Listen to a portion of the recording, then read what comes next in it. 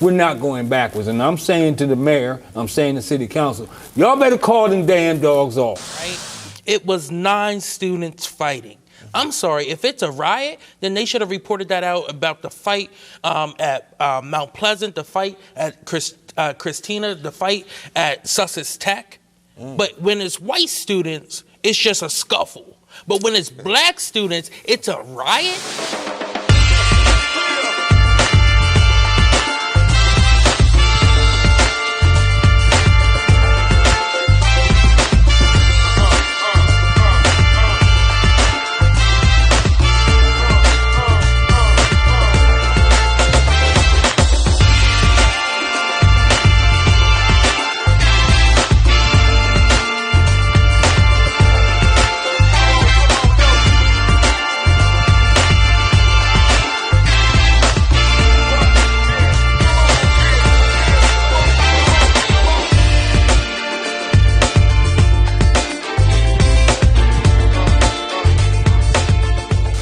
Good evening. This is Dr. Curry. This is Kobe Owens. J Street. And welcome to The Source. Today we come to you with a little remorse given the fact that the state of our world is in chaos. The first thing we want to talk about today, just for a few moments, is what's going on in Ukraine. Putin, he certainly lied his way through saying what he wasn't going to do, but then here recently he's decided he's going to go ahead and invade Ukraine. I just want the people to understand how serious this is. It's not our country today, but it can be tomorrow. What you thinking? Well, as I've said on this show previously, democracy in this country is on the ropes. And we're at a point where the last election was not stolen. It was won fair and square. But they are passing state legislation throughout the country, especially in swing states, that will enable them to steal the next election. Because it's like Dwight Davis has often said to me, it's not who votes that counts, it's who counts the votes. Yeah. And they're getting ready to make it so that the people counting the votes are just going to eliminate the way people actually voted and make up reasons to overturn the results of an election. And so democracy in this country is on the ropes, and democracy in this world is on the ropes. And just like Russia has invaded Ukraine, and it looks like that, they surrounded it on 3 sides, and they started in with the capital instead of going in at the border. Just like that's happening in Ukraine, it can certainly happen here. Yeah. Don't think that just because we're, for lack of a better term, on the other side of the world, that we're immune from this. And when Putin says that anybody that interferes will be subject to unprecedented action, in my opinion, he's threatening nuclear war. This is not a joke. Right. And for those folks sitting in D.C. that says we should be limited in our response as a nation, and as a North Atlantic Treaty Alliance, we should be limited to the things that we're doing in terms of shutting down their economy and working on that. I don't think we should be limited to anything. That's just my opinion. Right. I agree. Look, this all started Thursday morning at 6 a.m. Putin gave a speech announcing that they were going to be taking military operations to the next level. They started with advancing across the border, bombing cities, which the Russian ministry denies, but you could hear the blast. As correspondents were talking about this, you could hear the blast taking places in major cities, including a capital. Now, Russia is saying they're targeting this key strategic defenses, air defense, military bases, things like that. But look, this is going to end up a situation in which America is going to get pulled into, our NATO allies are going to get pulled into. Putin warned that any outside interference will be met with an instant response. This could be the steps taking us towards another world war. I hope it does not. But Putin is advancing his own agenda right now, and it's going to cost tons of lives. Yeah, and money too. And the fact of the matter is, I don't understand how it got to this point anyway. You know, I haven't been in the military, but I know a little bit about street fighting. Now, you're going to surround me here, here, and here. Why am I going to let you sit there until you attack me? Why didn't we attack them when they started surrounding? I don't get it. Well, the Ukrainian president did say, instead of America waiting, since you have all this intelligence that he's going to invade, you should start putting all of your, not only America, but you, NATO as well, you should start putting all your sanctions in now so it can deter him for real. But America knows that they're not going to get involved in this for right now. But you surrounded me on 3 sides. Right. Why wouldn't I, as the president, say, no, y'all better back up off my border or we're going to get it on right now? I don't understand He that. can't beat Russia. Ukraine cannot crush. Ukraine is not strong enough to. Putin wanted that to happen, because if by some chance Ukraine starts striking, then they have a reason to strike. So what he was trying to do is do the diplomatic All part. right, let me break this down. Okay. Come to my backyard with an AK-47 and start waving it around. I'm not going to wait for you to shoot. Yeah. One of us going away from here right now. Okay. And it's not just a little bit of troops were outside its border, right? Yeah. It was 100,000 troops were starting to amass on the border of Ukraine, dating all the way back to November 2021, right? This was not just something that happened in, this last week or so. This has been a buildup over the last year and a half of them making moves to really take the next step. And then in December, that's when President Biden made the speech warning about sanctions that will be placed down, those sanctions that he followed through with earlier this week. And Putin said, I don't care. Now, their stock markets has completely crashed. They've stopped all trading because of this. But it's going to have a huge financial impact on them, and their standing in the world is going to diminish even more. You think so? I think so. Because that's what he's banking doesn't happen. Right. But I think you're spot on with that. I think you're spot on with that. And I'm gonna just point this out and leave it alone. It's not happenstance that Putin and the president, prime minister, whatever he is of China, were high-fiving and buddy-buddying at the Olympics. Yeah. It's not happenstance that they waited until right after the Olympics was over to take this action.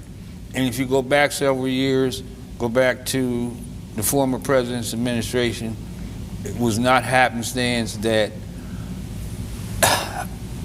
Putin and whatever the king or whatever, whoever he is in Saudi Arabia were high-fiving right after the execution of the person in the press, the news reporter. And so now you look at China, the Olympics, Russia, and you look at oil, okay, and OPEC refusing to do anything about the price of oil. Matter of fact, oil at all-time high in terms of $100 a barrel. That's impacting us, and that's intentional as it relates to us going into the midterm elections.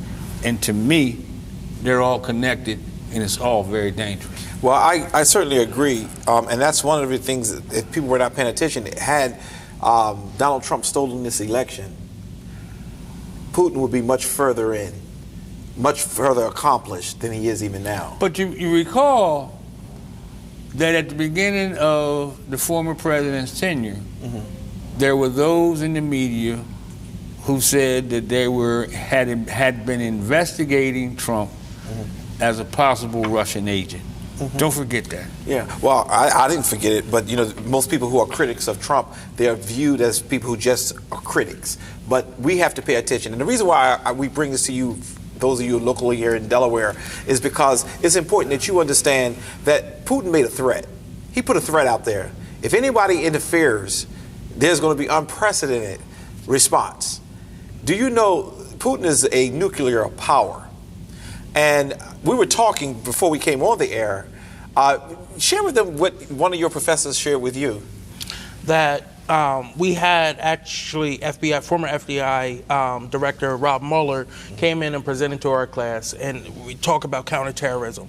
When he talked about the threat of nuclear war, it was actually Delaware is one of the key strategic areas to hit because we're a center point for major populations, right? So within a few miles, really, if you look at it in retrospect, a nuclear blast can get to New York, Philadelphia, Wilmington, all of Delaware, Baltimore, D.C., and Arlington. So you're taking out major and key ports. You're taking out major population centers here in America. So that's another very scary I think that point. caused me to open my mouth and say, oh, wow. Yeah. 'Cause I never thought about us being right in the center between... It's 120 miles in New York. It's 120 Yes. miles in D.C. We are the midpoint, and people have no idea what's sitting out there in the Delaware River, what's sitting out there in New Jersey in an effort to defend us from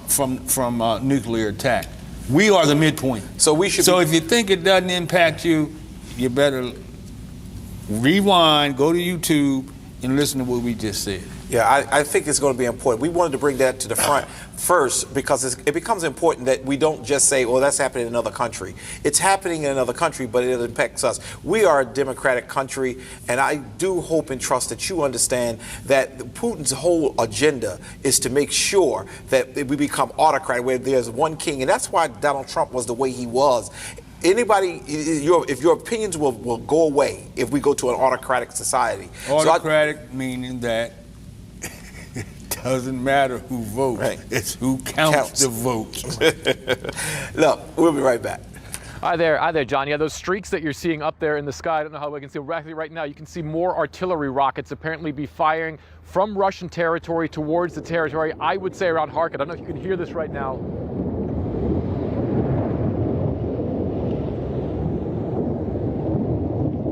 Just gonna not talk for a second.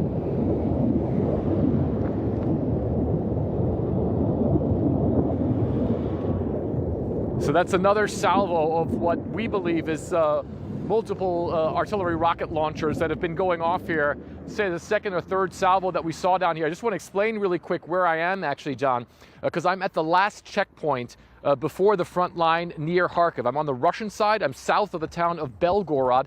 And what you see behind me over there, that's the sort of last checkpoint. And in that direction over there, that's where Kharkiv would be, where we had Sam Kiley before. So what we've been seeing here over the past couple of minutes, over the past really 45 minutes since we've been here, there's more rockets that's being fired right now. If we look in the sky, we can see it there.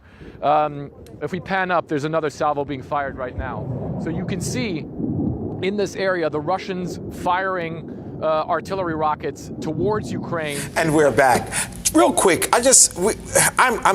we're not happy. It got warm, and we had our first murder of the year just last week.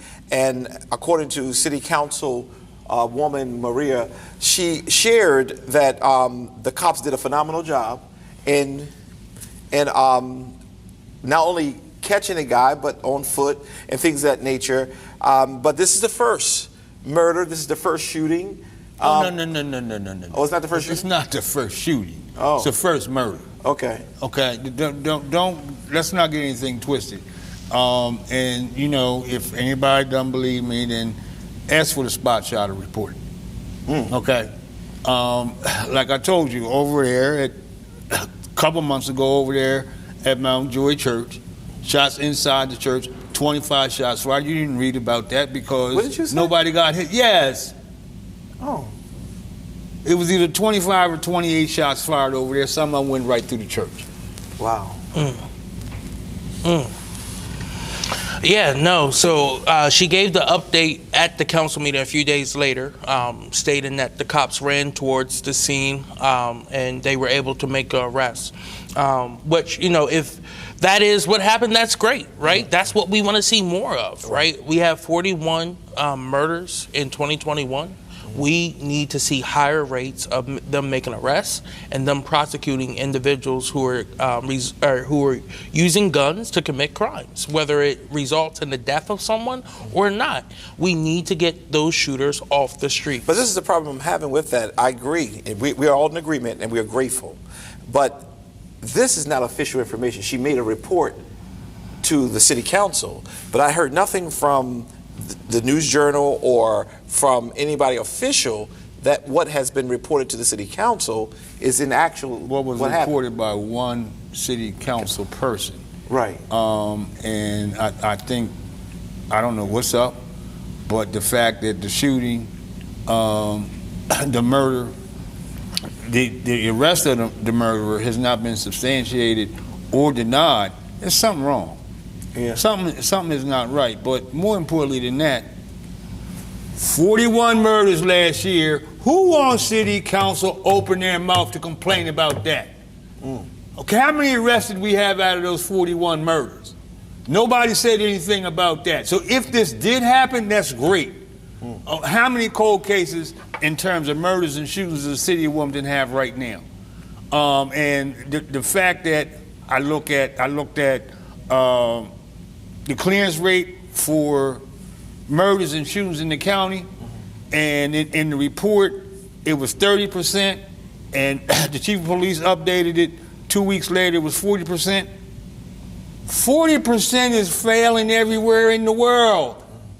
And if we don't get these guns and these murderers and these shooters off the street, we're going to continue to lose people unnecessarily, and I'm sick and tired of being sick and tired. I'm also, the mayor, to his credit, there were several campaigns for city council that his campaign ran. People won. And as a result of that, he can do no wrong. His police force, his police chief can do no wrong.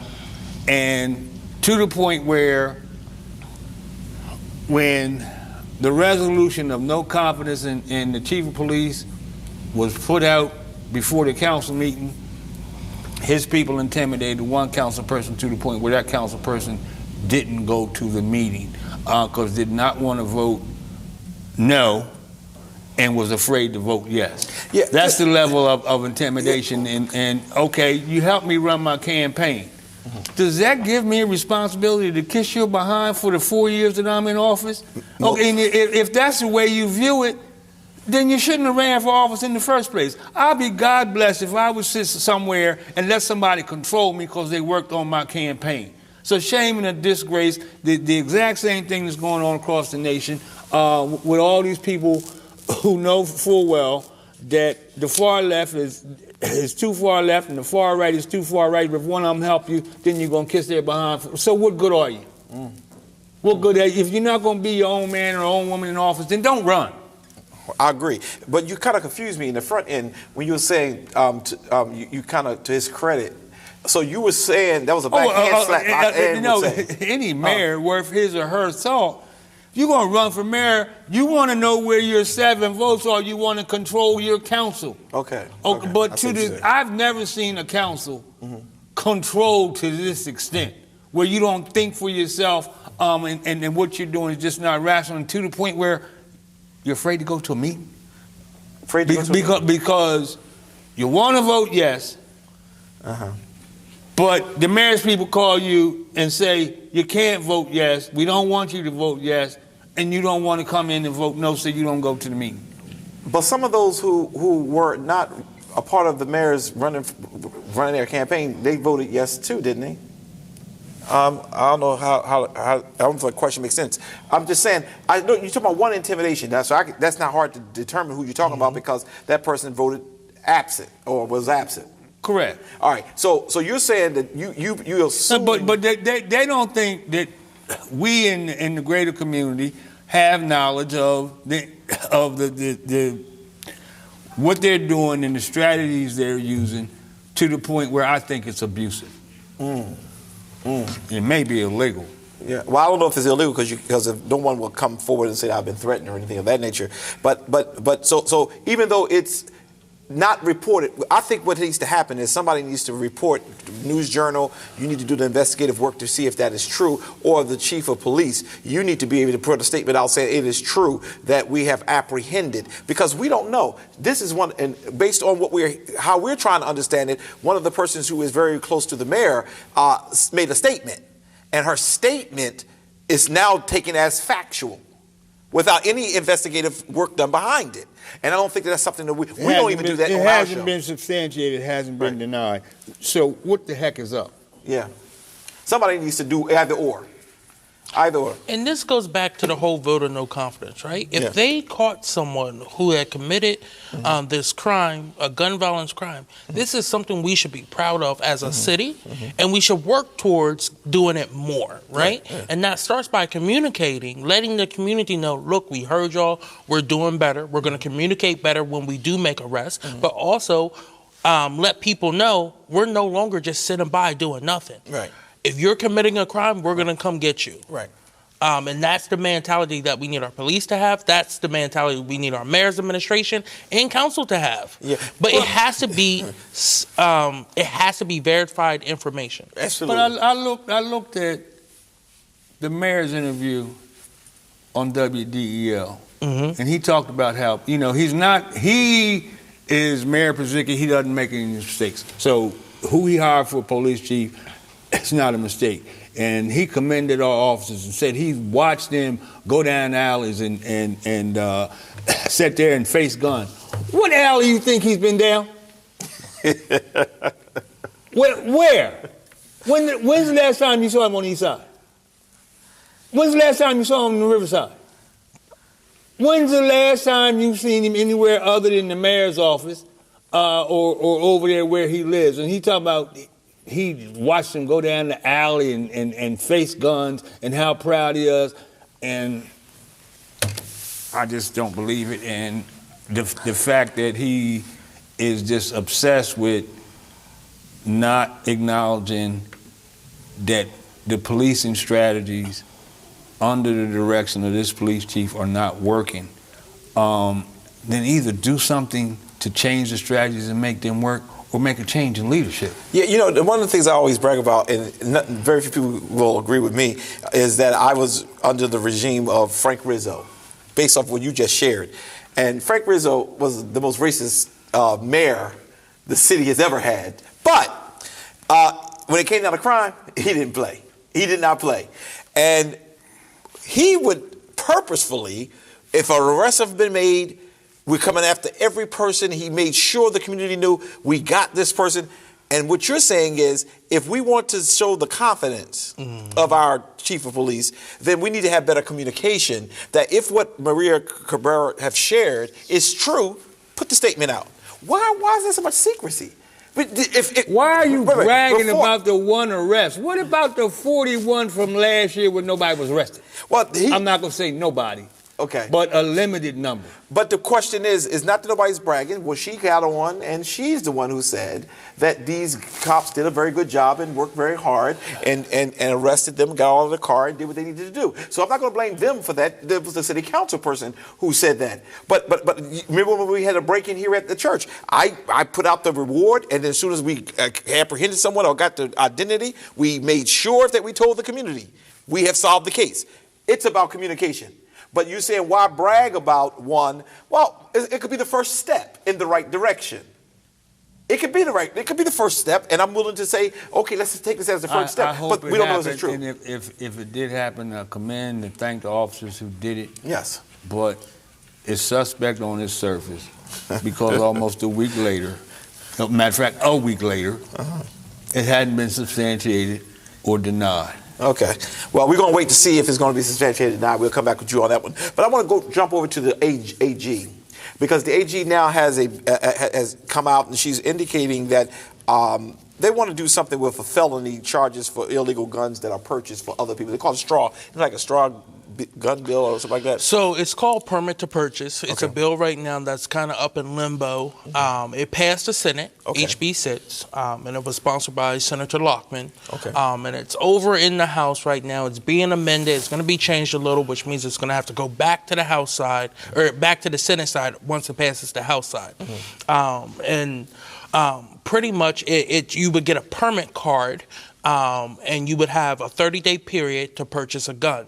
That's after going through various background checks and making sure and vetting that you're able to purchase a gun. Now, this is so important because we see, especially in the city of Wilmington, we see individuals who shouldn't be having guns, being able to purchase guns, or like you said, the straw purchasing when other individuals buys the guns for them. We want to make sure that they aren't able to buy any more guns as well. But she had a press conference, and she's filed 91 charges against people who have done these straw purchases. And I'm saying, good, because we've got teenagers carrying guns. Yeah. We've got teenagers in gangs who are shooting people, male and female. And to my knowledge, nobody has been locked up for putting these guns in the hands of these young people. Okay? So if the adult enables the young person to obtain the weapon, the young person uses that weapon, both of them need to be locked up. I agree.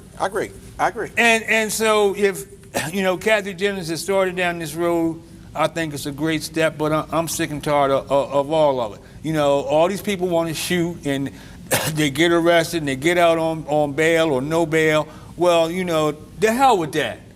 Okay? They want to shoot, then put them on a plane, let them go to Ukraine, let them shoot. Shoot your way home. Either lock them up or send them to Ukraine or Afghanistan, Iraq, wherever. You want to shoot? Go on and get in the war. And, speaking of that press conference, it was down in Georgetown. It had to do with 5 Sussex individuals being charged with 91 charges of straw purchasing, 5 Sussex residents. But she used it as an opportunity to voice her support for a permit to purchase. And again, like I said, it's various background checks, fingerprinting, and training in order to purchase a handgun here in Delaware. But I had to do that when I purchased mine. Not everyone does. Several years ago, I purchased a gun, and I ain't know how to work it, and I'm messing with it, damn near shot myself. So now I don't want it. It's a jinx. I take it back to the gun store. They give me $100 less than what I paid for it. It hadn't been shot but that was fine. I just didn't want it around me anymore. But while I'm standing there selling this gun back, I'm looking over, and here's a guy with a grocery bag full of guns. How do you buy a grocery bag full of guns? Well, I think one of the reasons why people buy, if you call it a grocery bag, because the big old bag like you carry your groceries in. One is for the house, one is for the car, one is for your body, one is for your office, because some of us do it that way. And the other 10 were for people that I was going to sell them to in the street. Or give them to. And I mean, we all saw what happened when this pandemic first hit. Yeah. Governor Carney shut down the gun stores, and most of the gun shops said, we're not ever going to listen to you, and we're going to stay open. He ended up amending his state of the order to keep them open, but those lines were longer than the lines at the food line or they were longer grocery store. Than the grocery store lines and the vaccine lines. Yeah. There was more people they were buying guns before they was getting vaccinated. Yeah, and they were saying because they didn't know, they wanted their protection and security. But like you said, I may have been joking, and this is not a joking matter, because when you find a person buying a bag full of guns, it's not for them to keep. It's really so they can distribute. And all I wanted to do was get out of there, and ain't been back, ain't going back. Okay, I got you. Well, let me move it a little bit further and just talk about the 2 girls that was charged with the exciting riot at the Glasgow High School. As we're talking about the violence in our city, as we're talking about the violence all over the place, that kind of caught my attention this week, and I just wanted to get your opinion on that. Well, my opinion is I'm not surprised. Okay. Because 5-6 years ago, I publicly announced, gave reports about the fact that the city schools in Christina had certain subject matters in certain areas where sometimes 0% of the children were meeting the performance standards, and across the board in most of the categorical areas, subject areas, it was less than 10%, which means you had more than 90% of the children not meeting the standards. Those children are in high school now. Now you can't read well, you don't do math well. Well, I could fight. And I'm afraid that's what has happened. And I'm sure, knowing Christina, who in previous years have set records for suspending children and expelling children with no services, I'm sure they're actively working, if they already haven't, putting these kids out of school with no services. Now, as opposed to alternative school, as opposed to trying to give them some help, and I would agree, no, you can't send them back to regular school, but they're going to put them in the street. And what does that do to what happens in the greater community once these young people who are in a so-called riot, one of them had a taser, where does that leave them in their future, and what's the impact on the community? Not just where does it leave them in their future. I just want to talk about how it was reported out by both the police and by the media. It was reported out that it was a riot at the school, right? It was 9 students fighting. I'm sorry, if it's a riot, then they should have reported that out about the fight at Mount Pleasant, the fight at Christina, the fight at Sussex Tech. But when it's white students, it's just a scuffle. But when it's black students, it's a riot. And to charge these 2 young girls, and look, I may get in trouble for saying this and everything, but to charge them for starting a riot, for 9 students fighting, I'm not saying they were right to fight. I'm saying this is a fight. It's high school. It's students. But charging them with something y'all were too cowardly to charge what happened down in D.C. on January 6th with is concerning to me. And the fact that one girl, she did have a taser. But the other girl who was being charged, she's charged with resisting arrest. Now, I've seen inside our schools what they consider resisting arrest. Simply a kid who may have been in the area asking, why are you harassing me? That's resisting arrest, and you get a summons for that. You get a misconduct. It's happened in Concord. I was in Concord not too long ago going to a meeting about something else that happened in the school, and the resource officer and a teacher were saying a student was threatening them for saying, hey, I didn't do nothing. It wasn't me. That's all he said from the point I was at one end of the hallway to the time I got to the other, and they put him in handcuffs. That is what we're dealing with in our schools, and that's not right. See, they over-police us because of our skin color, and they deem us dangerous. But in December 2012, the United States Department of Civil Rights came into Christina School District, investigated the disciplinary practices, and they said that the district has discriminated district-wide at all levels in discipline. Nobody was held accountable, nobody was held responsible, and if anybody thinks it's changed, they're sadly mistaken. At the same time, right down there at Glasgow, okay, on YouTube, because the kids put it up when it happened, you got a black state trooper down there body slamming little girls. Nothing happened to him. Right. Nothing happened to him. This is the kind of thing is fundamentally unfair and outrageous. And, you know, something had happened with those girls before they got into it.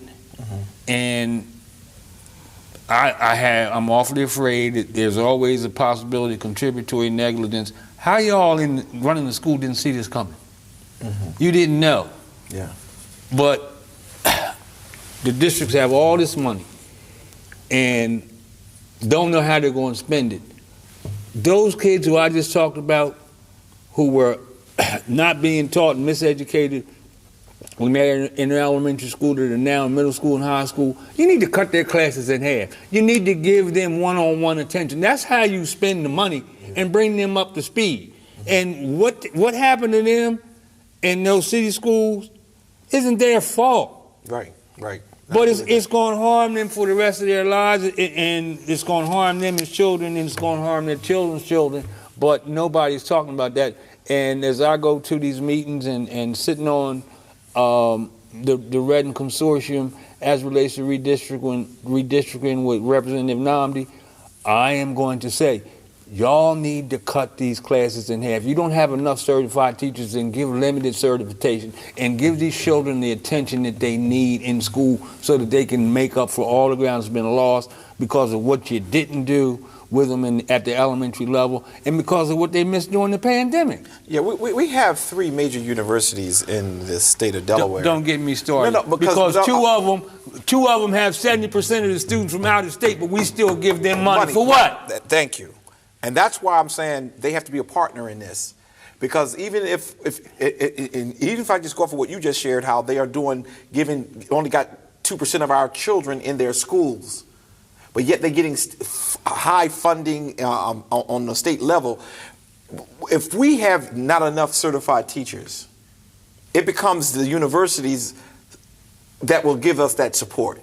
But what our children need is more than just academia. They need emotional support.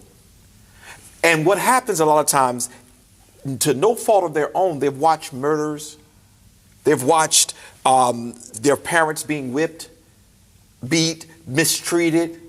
I was raised in the projects. They've seen their peers shot and killed, and I'm carrying a gun, not because I'm a bad person, not because I want to hurt anybody, because I'm scared. Right. The problem with that is I'm afraid.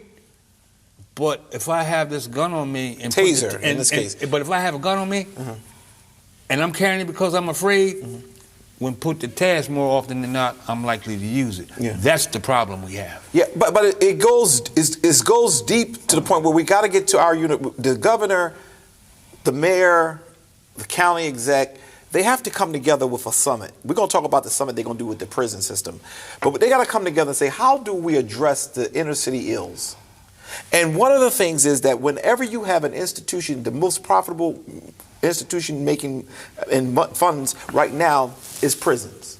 Because now it went from states building them to for-profit corporations building them. And they're making billions of dollars off of third grade reading scores. But it's not, I agree with you, but it's not just the city. It's the Route 9 corridor. It's the apartment complexes. We have shootings going on all over the county. They're not in county police jurisdiction, they're in state police jurisdiction. And we've got young people who have issues, who have problems and are creating problems, but we're not providing the resources necessary for them to address those problems. Right. And the reason I keep calling for intervention specialists, mental health specialists, social workers, to help address these problems. And, you know, if you're going to have a comprehensive plan to stop the violence and stop the crime, it's going to take more than the police. Right, but that's what I was trying to hit at. Maybe I wasn't clear. I'm saying what you're saying. But there is no reason why a state as small as Delaware is, with as much money as we have right now, all three jurisdictions, with as much money as we have, but with the level of university support we have here. I'm not saying they support Delaware State University and University of Delaware for out-of-state students only. Yeah, but no, it's not. 70%. I know. 60%. But you're missing my point. You're stuck on who's and attending. Hundreds of millions of dollars. We need to be able to say to Delaware State, to University of Delaware, to Wilmington College, Wilmington University now, we need to be able to say to them, in order to continue to get funding from our state, we need you to produce annually a certain amount of intervention specialists. We need you to produce a certain amount of counselors. Because if we're going to keep giving you this money and you have the low amount of residents, we have to justify it. But if they give them an assignment, it can justify the funds that they're giving them. Because these communities, whether you're talking about those apartment complexes, whether you're talking about the inner city of Wilmington, wherever, it's all a part of a psychological decay. And it's bigger than education. My daughter is a straight A student, but look at her setup. And her setup is literate rich. That is not what we're dealing with in the inner city and a lot of these apartment complexes. And I'm saying to you, if the universities would now pick up, or not, they ain't gonna do it on their own. If the governor says we can, or the state legislators say we are not gonna fund you unless you are partners in this quest to build our inner cities. We need 100 social workers a year to come out of our program. We need 50 special interventionists. We need certified teachers who can pass the national test. Why? Because that's how you solve this. There's no correlation between that raggedy test and being able to teach a child. Oh, I don't care about the test. I understand that. But the problem is what I learned with having my child in the school where the majority, what I learned is this. They teach the test.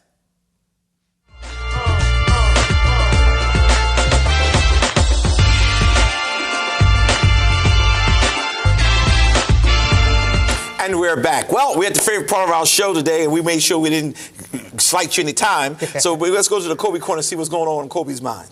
Yeah, so I'm going to start off today by talking about something very serious. What if I told you that there's an election coming up that a lot of us in our community do not vote in? And that election is taking place on May the 10th. And that's our local school board elections. The entire state has at least one seat up. And while your nominating district may not be the district that is up this year, you can vote in your school board election. You don't have to be registered to vote. It's not a party affiliation thing. As long as you have proof that you live in the school district in which you're in, you can vote in that school board election if there is at least two people running for the seat. Look, I think that school board elections are just as important as presidential elections because they have more of an impact on the day-to-day life of our future, our youth, than our president does right now. So if you care about the individuals who are going to be coming up with the vision of the school district, who are going to be looking at what the curriculum is going to be, they're going to be hiring superintendents, please, please, please get involved. Look, the March 4th deadline is almost here to file to become a candidate for school board. After that deadline passes, please take a look at the Department of Elections website. Look at not just a protest website if you want to sign up, or reach out to me if you want to sign up to get involved with the school board election. This is one of the most critical elections that are going to come up because we see how people on the other side of the aisle are pushing anti-CRT narratives. They're pushing anti-mask and anti-vax mandates. They're saying that CRT is equal to Black history, which it's not. Critical race theory is not Black history, and Black history is critical. And thank you, Representative Sherry Dorsey Walker, for passing that bill. But we have a lot of people right here in Delaware who want to fight back against that. So please get involved. Look to see what school district you're in, and make sure you go out and vote on May the 10th. We have early voting, and we have absentee voting if you are able to do that as well too. But I just wanted to raise that point to talk about that. And again, the March 4th filing deadline, if someone who is running and you don't believe in them, run yourself. Sign up to run. That's how it works. This is so important, and they have a huge impact over our everyday lives. But also, I want to talk about something else. Earlier this week, we, with budget hearings going on, we got to hear from the Delaware Health and Social Services Department. And I want to really touch on one point that they really circled in on. They have a lot of low-wage jobs that are sitting vacant right now. And they're sitting vacant, Secretary Molly McGarrick said, because she believes the pay is just way too low and they're asking people to do too much. And she, the department joins the echoes of other state agencies wanting to attract people who are not used to government work. And to be able to do that, they're advocating for increase in pay, which I think is a good thing. DHSS asked for an additional $32 million increase in this upcoming year's budget. Will that address that? It looks to address the high rate of staff vacancies, especially among the lowest paying positions. So hopefully that they can fill those. But about a quarter of the positions that are vacant are low paying positions right now. Yeah, Health and Human, I think that's Health and Human Services, am I correct? Yes. And one of the things that I was talking about at the last part, and I'm going to let you go to your next point, is that that department needs to be strong. Yes. Because that's the department that can provide the services that we need in order to make our community healthier. But I'll let you finish. I'm sorry. No, and I think it's important, right? We've been pushing for a higher and livable wage, especially as people are coming out of a pandemic. The state should be leading the way, especially if you want the business community to get on board with this as well, too.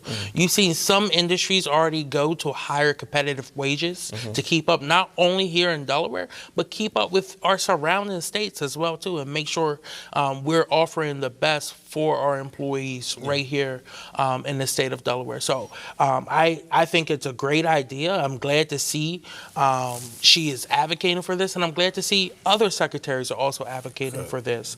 And this goes along with John Carney's support for raising the minimum wage. And I think, as a state, we have to be a leader in that realm as well, too. I want to take a small part. We talked about the infrastructure bill a lot over the last year, right? And it finally passed last year. And it was a landmark piece of legislation, one of the things that President Biden was able to get done. And I want to talk about the Minority Business Department Agency, right? So they have $110 million in new resources to help level the playing field for black businesses. Over this pandemic, black businesses has been disproportionately hit the hardest in the business community. We had to shut down because of the pandemic, but when it came time under the Trump administration for money to go out for businesses, they went out to big banks, and those big banks who traditionally don't deal with black businesses did not give any money to any additional black businesses. So yet again, we had all this trillions of dollars being out there for corporations and businesses, and entrepreneurs, and we didn't have access to that. So to follow through with one of his campaign pledges, it has now started to, the new resources have started to funnel into the department, and they're pushing for local entrepreneurs, black entrepreneurs, to get involved. Reach out to your local federal delegation to help you figure out how to officially apply for that money and navigate that system. We have great constituent services for both Senator Coons' office, Senator Carper's office, and our Congresswoman Lisa Blunt Rochester's office. They are all willing to help you with that process so that we can make sure that the dollars are getting right here into Delaware. Now, are those grant dollars or are those loan dollars? They're both. It's a mix of both. Okay, so please make sure that when you're doing that, you know the difference between the two that you're going to be applying for. Correct. Because one you have to pay back, the other one you don't. But you try to exhaust the one that you don't have to pay back first, and then do what you got to do, because we do need to make sure our businesses are strengthened. Go ahead. Yeah, exactly, and especially because we got hit so hard during this pandemic. And this goes further is we as a society should have been addressing this issue already, because it has been an uneven playing field for a very long time here in America and here in Delaware as well too. Absolutely. And the last part I want to talk about, this last week on Wednesday and Thursday, there was a committee of the whole meeting for City Council. And they're doing interviews. It's individuals who put in and applied and qualified for the vacant council seat left by Rashima Ditson. I myself applied for the position. And now the City Council will deliberate on who they want to be the next council person. It's an at-large position, so you have people from every corner of the city apply for it. But right now they're in the process. Hopefully they will be filling the seat as soon as possible. Now you said there, I just have a couple questions on that. One, the question I have is, you said a lot of people. Do you know about how many people applied for that? So 19 people applied. 19 people applied for that? Yes. Will the City Council, and I'm talking to Council President Trippy, but I'm just asking you, you don't really know what they're going to do, but in your opinion, will they make those 19 names public? They did. They have. They've made all 19 names public. It's been published on the city website, as well as Delaware Online, also published. All right. And will they give you said there have been an interview. Yes. Will those interviews be public? Yes. The interviews, you can go back and watch them. They're on YouTube. Okay. Is the easiest way, or you could go to WITN 22, Channel 22, and watch it on their website as well too. Yeah, I'm going to see how we can get some of those clips so that we can just pay attention to who are the people and what they've done in order to give back. Because at the end of the day, at large, we need another seat, not for the mayor not for a special interest, but we really, other than the special interest of helping our city become stronger. And you have no idea when they want to make an announcement or vote on this. So, from my understanding, they want to try to get it done before the budget season starts, so that the council person's in the seat for the budget hearings and be able to be an active person, active participant in that process. Street, do you think that that this process they laid out seems to be a good process, but do you think that because let's say Council President Congo, he doesn't really have 7 votes. Do you think that that person who will fill that slot will probably be another person? It's going to be whoever Przicki picks. Okay, let's stop the foolishness. Okay, and it's wrong from giddy up the woe, because when Gerald Brady resigned, had to have a special election. If I quit, get fired, whatever, there's going to be a special election for my seat. Why is a city allowed to pick its own, to pick whoever leaves? It's flawed on its surface. It's not right. It's not fair. And at this level of government, you have a special election, and for the city by itself, you have the city council appoint. It's wrong as 2 left shoes. But I don't like the process. I don't think this is new precedent. I think that's the way they've been doing it. They don't make it right. Okay, right. I know, and that's want to make sure that, because I can hear somebody. What I like to do for our show is to say we hear what you're saying, but it don't make it right. Is what you're saying. It's wrong because they have done it this way before. If at the state level you have a special election, at the county level you have a special election, then why at the city level does the council appoint?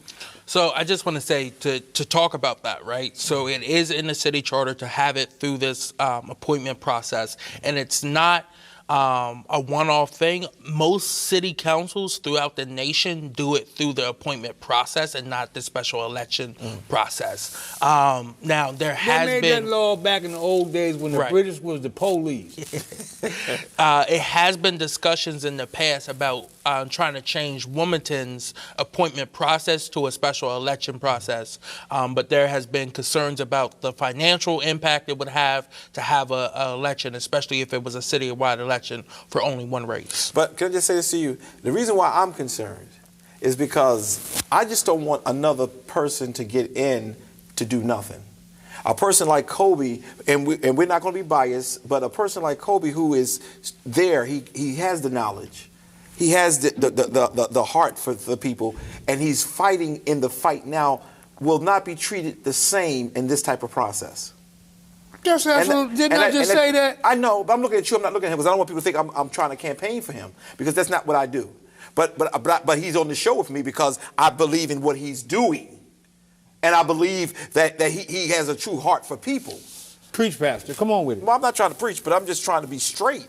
But this process, because if what you said is true, that whatever the mayor says is who's the next person, we will see when the appointment comes out. But I would pray to God. I know we're in church and you're a pastor, but I'm a betting man. What you want to put up? Well, y'all two can bet. Y'all bet, and what I'm gonna do is I'm gonna double it. No, but I just hope and trust that we're gonna watch this. This we're gonna watch a couple, and we'll be right back.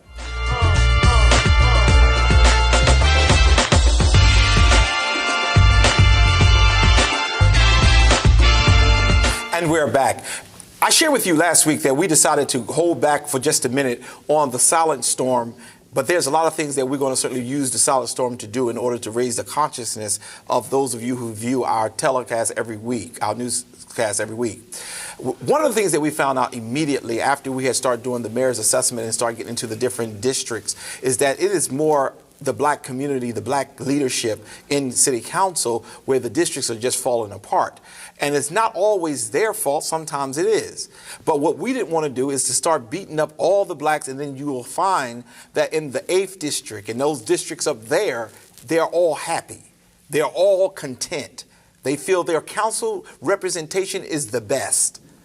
But when we start interviewing people in certain other districts, which look like you and I, they were saying it's a disgrace and this is going on and that's going on. So we didn't want to seem like we were just beating up on African Americans. But I am saying to all the city council, we eventually are going to do it. It's time to stop being in bed with the wrong, with people. And it's time for you to start stepping up because your community is dying. The stuff that we found is just unbelievable. And I think what you need to do is you need to not be so much trying to be on the agenda of a certain group and start getting into your district and voting and supporting those who will support your district. Brother Street, what's on your mind? My mind is on the Wilmington Police and one situation where I know, because I've seen the video of the police using a police dog right at 8th and Monroe with excessive force. I got a phone call Monday that said there was a shooting. A friend of the shooting victim was trying to take the victim to the hospital. Police stopped them, boxed them in. And this is what was told to me. I wasn't there, so I don't know for sure. But that the driver was snatched out of the car, thrown to the ground, and a dog was sicked on him. Let me be real crystal clear. Those police dogs were used in the 60s. And you've seen on TV historically how they were used. In the city of Wilmington, they weren't used that aggressively on the street, but every time there was a black high school playing in the basketball tournament at the field house, they had them dogs there. And that lasted, and that's the way it was until my best friend, who's retired now, took over that operation of the tournament, and he said, y'all not gonna bring them dogs in here. And what he did was he hired Muhammad Salam's security force, and we didn't have any problems. We're not going backwards. And I'm saying to the mayor, I'm saying to city council, y'all better call them damn dogs off, because we're not going back. And, you know, when I needed somebody to be arrested off the street, because I was scared what was going to happen if that person didn't get arrested, I worked with folks, sat on TV, and said, call the mayor's office. You at work, you call the mayor's office, shut the city down. And by noon that afternoon, I had reward money, and the county executive at the time doubled that reward money, and the person was off the street the following day. And I'm saying to the mayor, I'm saying to the police chief, call them dogs off with excessive force, because if you don't, I'm going to do everything I can to shut the city down. We're not going backwards. You're not going to keep using those dogs with excessive force. And Kobe and I both have seen the video footage of one dog being sicked on a man, arm being tore up at 8th and Monroe, and I believe, have good cause to believe, that there's video footage of the dog use Sunday. Oh, man. Last Sunday a week ago. So, think I'm playing, keep on turning the dogs loose and we'll see what happens. Oh, wow. Wow. I want to respond, but I can't even do that because we ain't got time. I want to respond too, but in a little lighter news, I want to welcome my goddaughter into the world. She was born at 9:03 on February 23rd, 2022, after her mom initially went into the hospital on February 20th. So she was a little difficult, but she is here. I am grateful for her, and I just want to say welcome to this world, Eden Rylene Pulliam, and I look forward to holding you some more. And that love comes with a check. Yes. Well, I hope you enjoyed our show today. I just want to end this broadcast with a little sad note. The East Zion Fair Church family is in mourning at this moment with one of our babies, a young lady. She was 20 years old. Her name was Kyla Farley, and she was raised here at East Zion Fair. And just this week, while journeying down south, she was in a fatal car accident, she and her brand new baby, as well as her friend. And as a pastor, many times we don't get to understand the heart of a pastor. To see a person praise dancing, to see a person on the usher floor being reared up in the ways of God, take some steps that maybe you don't always approve of, but yet they still had a love for God, to be tragically transitioned. It hurts. And I just ask that you would keep the East Zion Fair family in your prayers, as well as the Farley family. This is a time when we must come together, but one of the reasons why I'm so passionate about implanting strength in our young people is because it is during times of decisions that they're going to need something solid to be able to stand on. So we're praying for the whole Farley family. We are also praying for Brother Big Reds, who is the grandfather who brought that young lady here, and they were like Siamese twins. We are praying, and we ask that you will continue to pray for that family. Well, this is Pastor Curry. This is Kobe Owens. J Street. Thank you. God bless.